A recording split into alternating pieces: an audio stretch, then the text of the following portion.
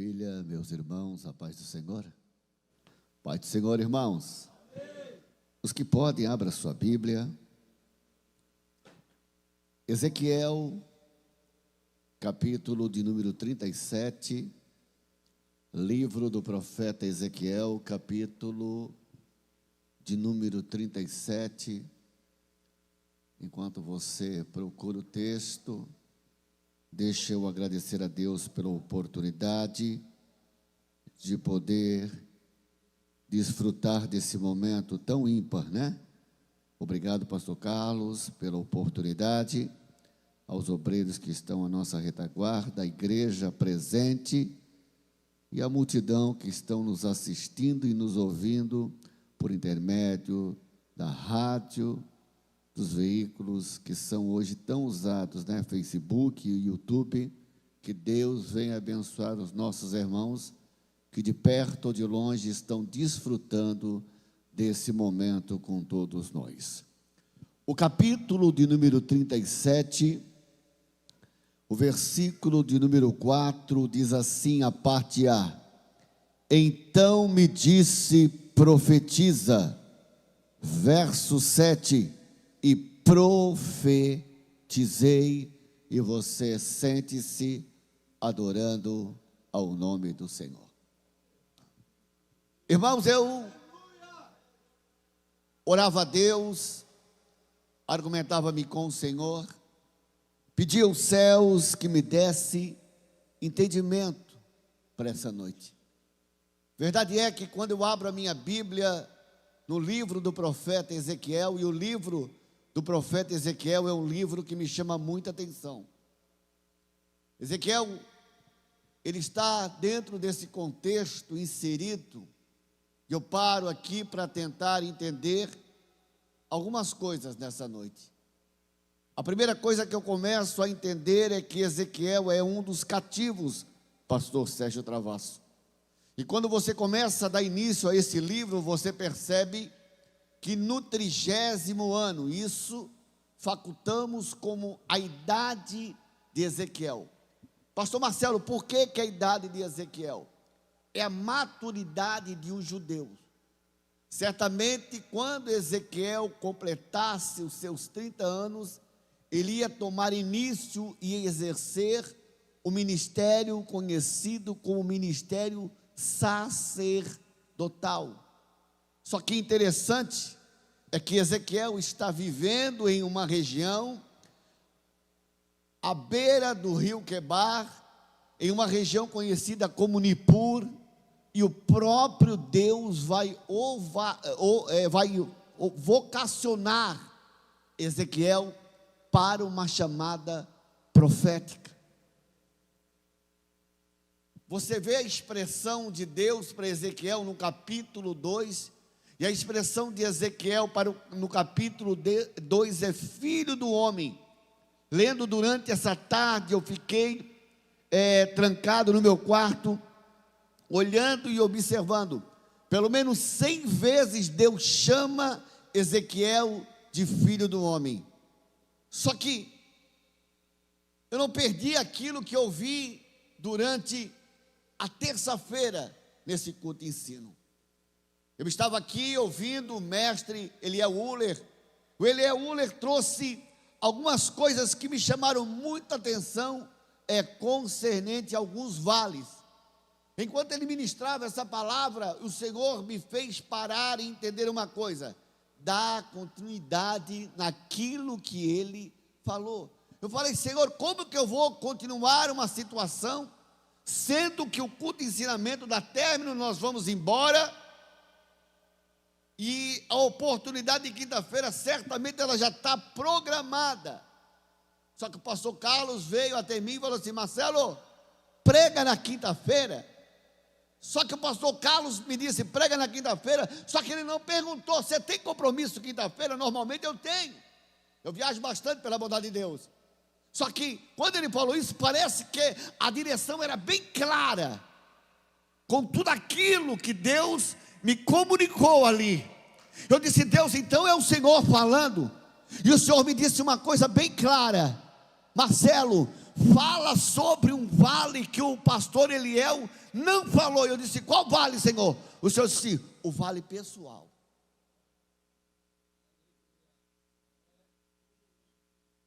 O vale pessoal é você e Deus.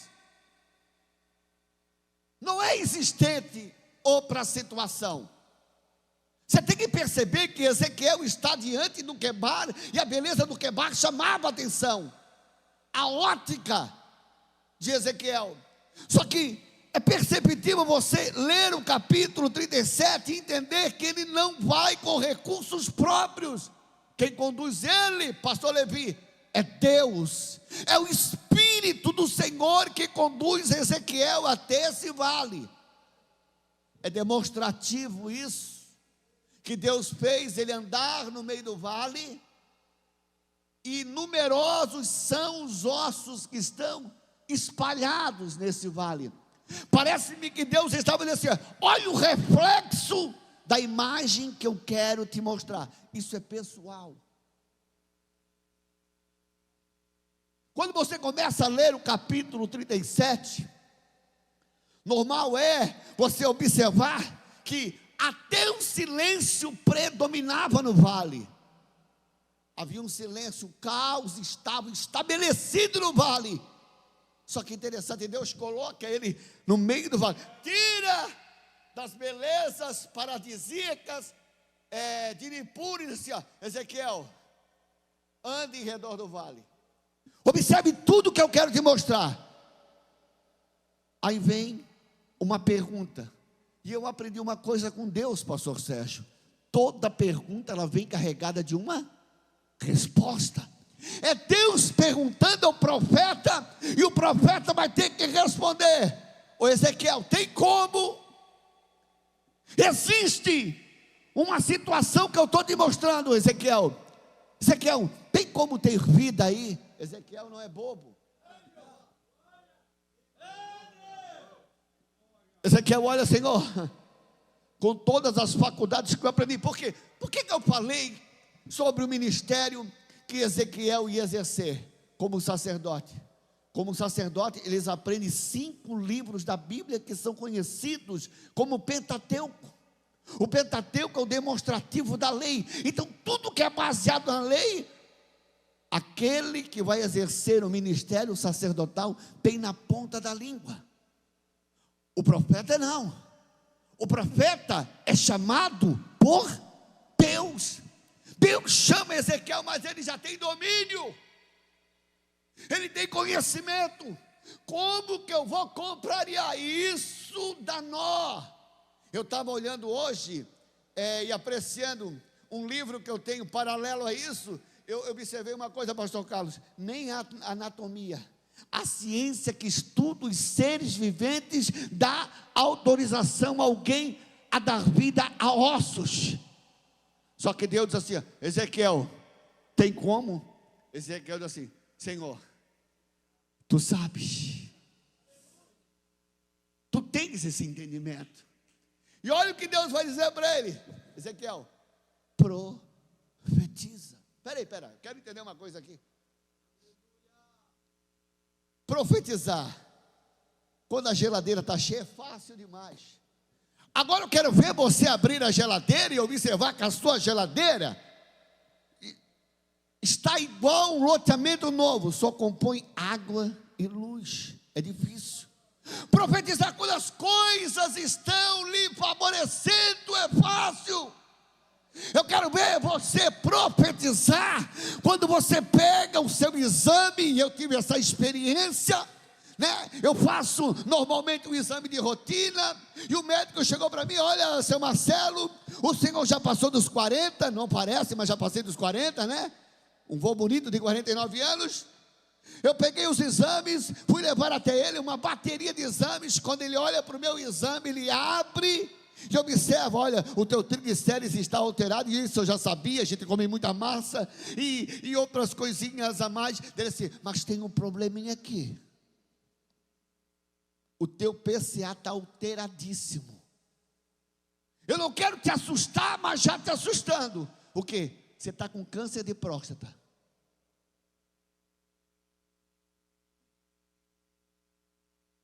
Eu desci aqueles elevadores do consultório dele, que fica na Lauro Miller, na cidade de Itajaí. Eu não tinha chão para andar. Da Lauro Miller até o estacionamento mais próximo, que eu deixei o carro, dava alguns quilômetros. Eu fui a pé assim, as pessoas certamente olhavam e falavam assim: coitado desse rapaz, deve estar acontecendo. Irmãos, eu cheguei em casa pálido. Quando eu abri o portão, que a Célia olhou para mim e falou assim: a mulher me conhece. Ela disse: quem tens? Eu disse: olha esse exame. Não sei fazer leitura técnica lá para mim. Eu disse: o médico falou que eu estou com câncer. O meu chão desabou. Sabe quando você vê assim que todas as promessas estão se esvariando? Você pensa que tudo acabou na sua vida? Eu liguei para o meu guri e falei: João, o pai está doente. O pai está com câncer. Só que eu parei um minuto e comecei a fazer um diagnóstico meu próprio. Eu falei: pai, peraí, não tem isso na família. O meu avô não morreu de próstata. Viveu um bom tempo na vida dele nos macacos lá, né, irmão? E não morreu de próstata. Meu pai não morreu disso. E a gente aprendeu quarta-feira passada aqui, depois da tarde da bênção, quem pôde acompanhar, viu ali a orientação do Dr. Marcelo, e ele passou todo o procedimento, e eu já estava com o exame na mão, pastor Carlos. Eu já tinha o exame na mão, e algo assim, eu podia ter mostrado para ele, assim, faz a leitura aqui para mim, só para mim sair daqui com certeza. Só que Deus disse assim: tem vale que você precisa passar sozinho. Vale pessoal, irmão, ninguém vai entender. E eu quietinho ali, sentei, olhei toda a palestra, apreciei as perguntas dos companheiros, fui para a cozinha, me alimentei, vi ali, interagimos, brincamos, conversamos com alguns obreiros, foi alguns brindes sorteados, recebi uma bênção, ganhei um brinde bom e fui para casa. Só que no outro dia eu tinha médico, porque eu tinha feito outro exame de garantia. Eu falei assim: eu não acredito que eu estou com isso. Não pode. Irmão, em qualquer dorzinha que dá, qualquer efeito colateral, eu disse: eu vou morrer. É o vale pessoal. É aquilo que você não conta para ninguém. E chegava aqui na tarde da bênção, belo e formoso, alegre, nós orávamos, já pastor Carlos, e eu por dentro: meu Deus do céu, quando isso aqui vir à tona, eu estou morto. Tudo se acaba. Eu peguei todos os exames que eu tinha e fiz mais o exame de PCA. Irmãos, eu sou meio cabuloso. Se tem alguma enfermeira aqui, eu sou meio cabuloso de levantar o braço e pedir para tirar sangue. Aquele dia eu tive tanta coragem, rapaz, a moça pegou e tirou o sangue assim, puxou, tirou, pegou. Eu fui lá pegar o resultado. Fui novamente. Só que interessante é que o diagnóstico que me deram concernente ao câncer era médico particular, de um convênio que eu tenho. Só que daí eu procurei a rede pública. Eu fui até a Univale. Quem conhece Itajaí sabe que a Univale tem um posto ali muito bom, e os atendentes ali, tem os estagiários que fazem faculdade de medicina, e tem um médico. Eu entrei, a moça olhou para mim, e eu com a Célia, ela olhou para mim e falou: senhor, o que o senhor tem? Eu falei assim: querida, eu acho que eu tenho câncer. Eu falei para ela: estão dizendo que eu tenho câncer. Não, nós já vamos ver isso, está aqui o exame, já peguei um monte de papelada que eu tinha, está tudo aqui, nega, ó, tudo aqui, ó. Só que presta atenção aqui, eu falei para ela. Eu vou repassar para o médico, para ver isso. Passei primeiro por ela, né? Aí daqui a pouco, alguns minutos, o médico me chamou. O médico fez a leitura de todos os demais exames que eu tinha. O último ele deixou aquele ali. É o teu vale. É quando as pessoas olham para você bem uniformizado, olham assim: esse é uma bênção. Não sabe o que você está passando, não sabe o que você está enfrentando. Eu sentei do lado da Célia, eu apertava a mão da Célia. A Célia assim: tu vai arrochar minha mão, rapaz. Eu apertava a mão da Célia com medo, preocupado. Por que, pastor, o senhor tinha preocupação? Porque eu ouvi o pastor Cizino falar em cima desse altar aqui, ó. Eu ouvi o pastor Cizino falar. E alguém que estava nessa reunião vai lembrar disso, e foi repetido nos Gideões por ele. Ele falou assim um dia: câncer é sinônimo de morte. Eu falei: eu morri. Acabou. O médico fez todos os procedimentos, começou a dizer: olha, isso, aqui tu tem isso, aqui tu tem isso, e foi dando leituras e tá. Ele falou assim: sobre o PCA, tu não tem nada. Você não entendeu? Eu estou dizendo para você que tem vales,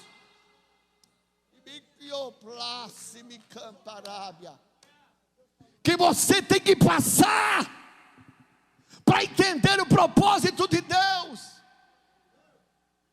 Você está entendendo?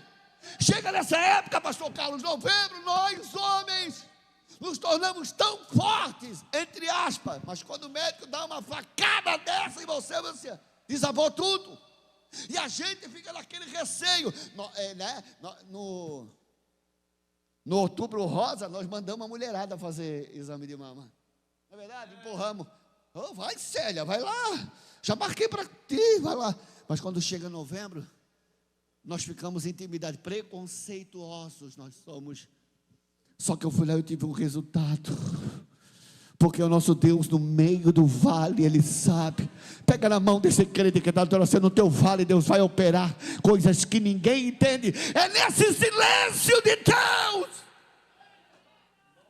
que as pessoas vão olhar para você e não vão entender o que vai acontecer. Eu desci aquela rampa, pastor Carlos. O laboratório da Univale fica no segundo piso e não é escada, é rampa. Eu estava de tênis e a Célia assim: o que foi isso? Eu estou igual um menino hoje, amor. Por quê? Porque eu recebi um diagnóstico de Deus. Ei, renovou a minha vida.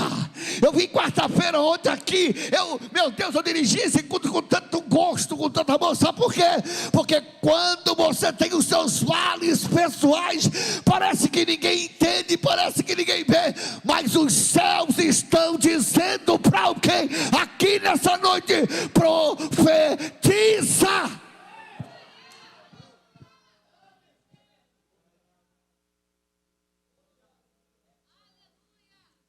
Profetiza.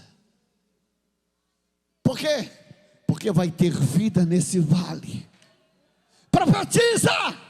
Porque as pessoas vão ver coisas andando na sua vida que ninguém vai entender. Tu quer ver só? Eu escapei de duas agora: outubro e novembro. Chuva que Deus manda. Chuva. Eu digo: vai encher minha casa. Cheguei um dia aqui, o pastor Carlos disse: rapaz, para de ser bobo. Pastor, nós moramos na encosta de um rio. Cuspiu em Rio do Sul, Rebala, Itajaí. Eu vi meu pai, em 83, nós perder tudo que nós tínhamos. Eu com 9 anos de idade. Eu falei: agora. A Célia nunca viu isso na vida. Ela deve estar em casa vendo. A Célia nunca viu isso na vida. A Célia é filha de Marajá. Nasceu em berço de ouro. Eu não, eu sou dos macacos. A Célia não, a Célia nasceu em berço de ouro. Sangue azul, né, pastor Sérgio? E eu preocupado. A minha preocupação fez com que no outro lado alguém ouvisse isso. Alguns anos atrás, nós estávamos lá no estado do Amapá, e foi de lá que saiu o CD da Célia, porque alguém ouviu a Célia cantando, e alguém presenteou a Célia com CD, mas veio do exterior ouvindo ela, ligaram para a rádio, e empancaram toda, e esse trâmite, a Elisama, algumas pessoas sabem que é bem complicado gravar CD, é caro, bem elaboradinho, composição, tudo certinho, é caríssimo. A mesma pessoa não ligou para nós agora na enchente? Ligou, entendemos? Eu estou vendo o que está acontecendo no Brasil e principalmente na região de vocês. Sai daí agora, que eu vou bancar vocês num lugar melhor. Irmão, eu desço o elevador hoje, pastor Sérgio. O porteiro olha para mim assim: ô doutor Marcelo, bom dia, boa tarde, boa noite. Você está entendendo? Eu chego no prédio, irmão, e pensa que é prédio ruim, é? Minha casa, minha dívida, coisa de bacana, coisa de primeiro mundo. O pessoal do grupo, do síndico, olha assim: ô, é só tua foto aí. Sou pastor lá em Camboriú, lá dos Gideões, lá da sede de Camboriú. Que bacana, ora por mim. Irmãos, dá um aglomero. Por quê? Porque quando Deus entende o teu vale, Ele faz coisas que ninguém pode fazer por você. Eu não contei para o pastor Carlos, mas essa última enchente que deu agora, essa agora, de final de semana, encheu um monte de lugar em Itajaí. Mas a casa que eu tenho lá, que eu já saí dela, não foi uma gota d'água. Aí sabe o que Deus falou? Isso ali é olha, irmão, Deus, no teu vale, Deus abre caminhos que você nunca vai entender. É só você aprender a profetizar. Pastor, por quê? Porque Deus é tão fiel que me abriu outro rendimento e ganho. Eu sou corretor de imóveis. E eu sei que uma casa sozinha, Balneário, Camboriú, Itajaí, ela tem um valor gigante. Então, Deus, olha o que Deus faz, Elisama. Deus abre caminho para você ter rendas da onde que você nem sabia. Pastor, eu estou pregando para alguém aqui hoje. Isso, dá glória mesmo, irmã. Que Deus está entrando no teu vale. Pode ser que você está inserido naquilo que foi pregado na noite de terça-feira. Talvez você esteja no vale de Refaíns, você viu bem muito gigante. Talvez você já passou pelo vale de Escol, você viu as belas frutas. Talvez você esteja vivendo no vale que enfrentou Davi, o vale da sombra e da morte. O pastor Eliel não falou concernente a isso, mas o vale da sombra e da morte é existente na Bíblia. Ninguém passava por aquele lugar ileso. Mas Davi disse assim: se eu passar, se eu tiver que passar, se Deus me obrigar a passar, eu carrego uma certeza. O que? O salmista diz assim: o bom pastor. Fica de pé comigo, diga assim: um bom pastor, Ele vai estar no meu lado. Olha aqui para mim, irmãos.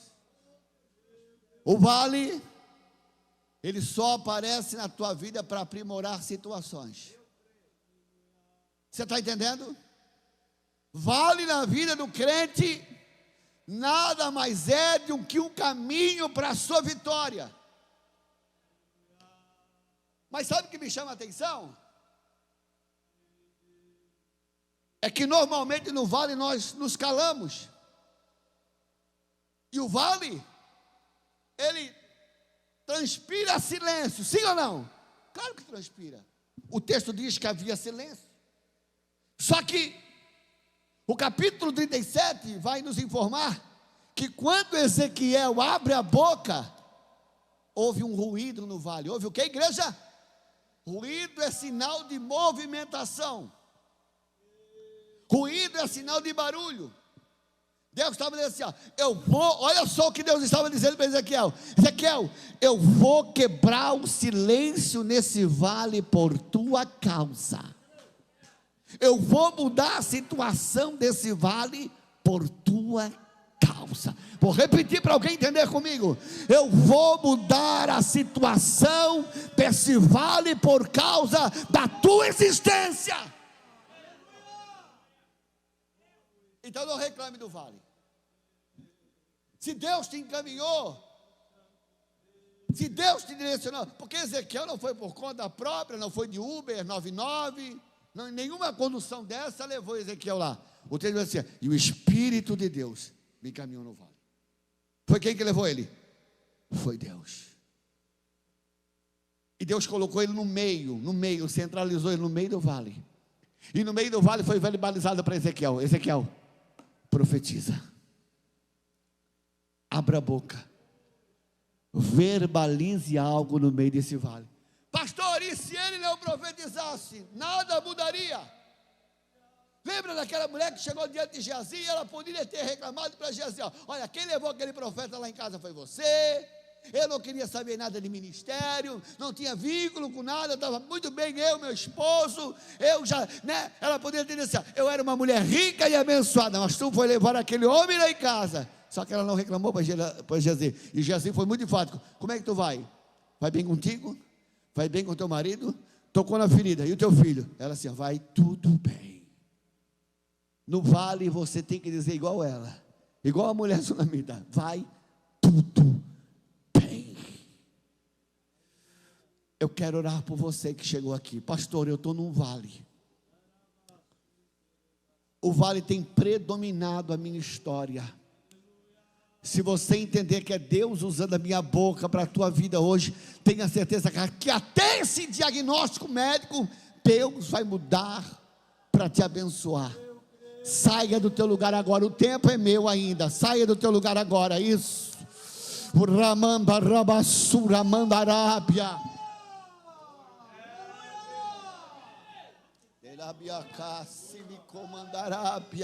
Vem para frente, vem, sai do teu lugar.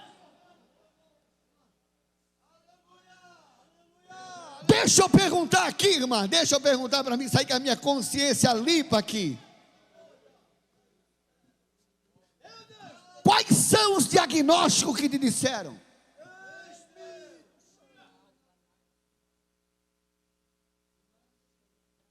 Olha aqui, escuta o que ela está dizendo para mim. Ela está afirmando para mim que tem um mioma no ovário. Em 2008 eu estava pregando num congresso na cidade de Navegantes. Escute isso, eu estou dentro do meu horário. Segura aí um pouquinho. Eu estou pregando num congresso, encerrando um congresso na cidade de Navegantes. Isso era no domingo. Na segunda-feira eu tinha que trazer minha mãe aqui no hospital em Camboriú para tirar o mioma que estava no ovário dela, do tamanho de uma semente de abacate, do útero da minha saudosa mãezinha. Aí Deus me usou para dizer para uma mulher dentro daquela igreja, que Deus estava arrancando, extraindo dela o mioma. Aí eu perguntei: ó Deus, por que o Senhor não me usou para falar com a minha mãe? O Senhor disse: é vale pessoal. Você está entendendo? Tem coisas que você tem que passar, mas tem coisas que Deus extrai.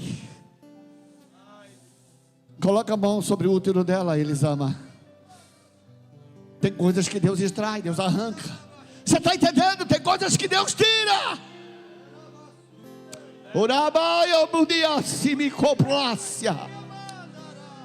Eu estou sentindo Deus nessa casa. Eu estou sentindo Deus nessa casa. E tenha certeza que o teu vale hoje tem um fim. Pastor, o teu vale hoje vai ter um fim. Eu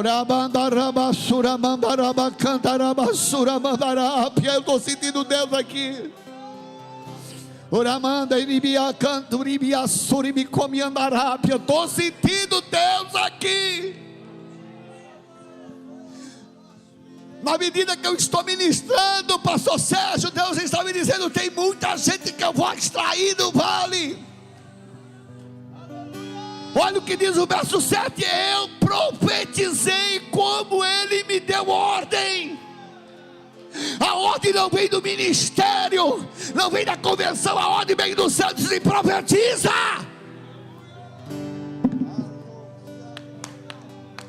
Aleluia, séria naraba. Profetiza.